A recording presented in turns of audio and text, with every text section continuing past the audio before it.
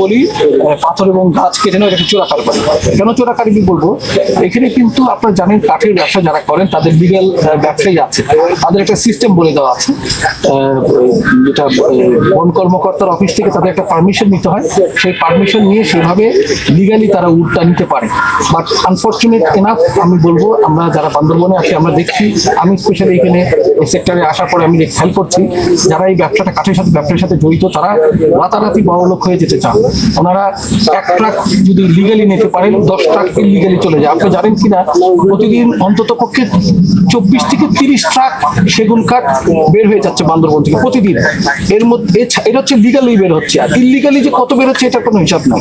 এবং এটার বিরুদ্ধে আমরা সোচ্চার।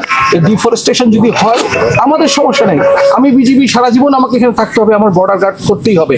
দেশের নিশ্চিত নিরাপত্তার জন্য যে বেষ্টনী নিরাপত্তা, সীমান্ত নিরাপত্তা আমি করে যেতেই হবে। আমি যতদিন বাংলাদেশ যতদিন থাকবে ততদিন থাকবো। বাট এটার সাফারিংস কিন্তু এখানকার যারা লোকজন আছে, লোকাল লোকজন যারা পাহাড়ি বাঙালি, সবাই কিন্তু সাফারিংস এর মধ্যে চলে আসবে। এই ডিফরেস্টেশনের জন্য এই অলরেডি পানির স্তর অনেক নেমে গেছে, ভূমিধস হওয়া শুরু হয়ে গেছে। আপনি জানেন এখন একটা বৃষ্টি হলে, নর্মাল বৃষ্টি হলেই কোথাও না কোথাও ভূমিধস হচ্ছে। আজকে আপনি রুমা যেতে পারবেন না, এখান থেকে রুমা যেতে গেলে দেখবেন পাহাড় ধস হয়ে আটকায় আছে, just because of this deforestation. এখন আমি এই কাঠ ব্যবসায়ী যারা আছেন ওনাদের সাথে আমি বসেছি, আলাপ করেছি, ওনাদের আমি একটা কথা বলে দিয়েছি, please do the legal business. আপনারা ব্যবসা করবেন না তা হতে পারে না, তাহলে তো পানিকার হবে না। আপনারা ব্যবসা করেন বাট লিগালি।